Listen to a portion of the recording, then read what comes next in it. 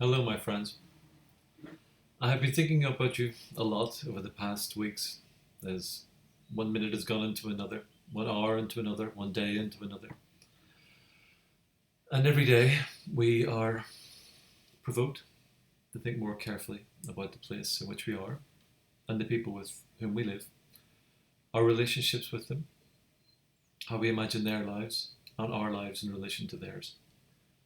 And that deep sense of care and concern that I think which is the foundation of any just and moral society is something that's also the basis of a practice of reading that allows us to imagine ourselves in other people's lives, to imagine ourselves in other places, to think about that great expansion that literature can provoke in us, can make us think of ourselves in another place and time that might not be our own, that might be very strange to us, but which can also have its comforts. And I've been thinking a little about this wonderful Irish poet called Vona Groarke.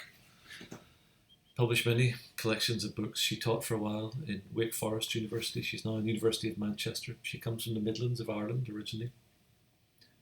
But she has written some of the very great poems, I think, about living between Ireland and America. And as I've been thinking about those two places a lot, you no doubt have been thinking about the places that you favour over the past weeks and months. I wanted to read a poem called The Jetty from her collection from 2009 called Spindrift. And Spindrift is what you might find scattered by the sea along the foamy beach. The Jetty by Vona Groarke. Summer bleached and swaddling, the paddle boat and tin canoe, the jetty shoulders for a moment, clean right angles.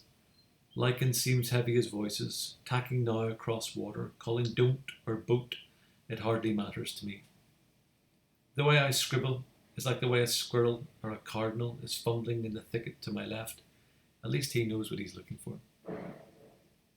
I think I've found it when the opposite hill throws down another version of itself on the lake's gloss. Soon the evening will soak boat and jetty, eventually this page. By then, I'll have slipped inside a fuchsia bud of wine and spindle tips of light from a porch over the lake that answers very nicely to our own.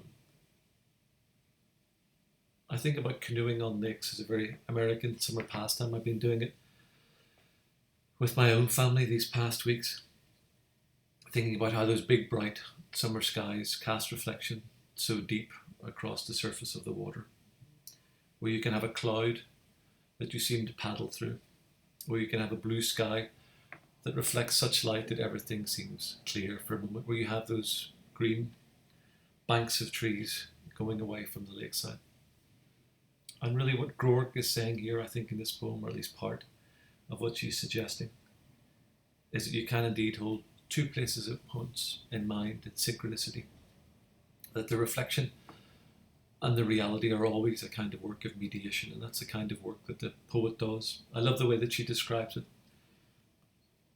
Too modestly, I think, is scribbling and comparing her work as a poet to the work of a squirrel or a cardinal. My own garden is full of these busy creatures at the moment, and the cardinal, of course, is possessive and territorial. The squirrel, a jumper and rattler of trees. You have all these noises and sounds around you. And the way that she connects the soaking of the boat and the jetty and the page, the fuchsia which you find so much along the coasts of West Cork, red like a glass of wine, spindle tips of light, always something fragile in this. And at the end, I suppose, that lovely line, the lake that answers, complicated word, very nicely to our own. As friends of the Willson Center, as friends of the Humanities and Arts, as friends of the University of Georgia, I send you all greetings. I hope you are well. Please continue to support us, and please continue to take care of yourselves and of others. Thank you.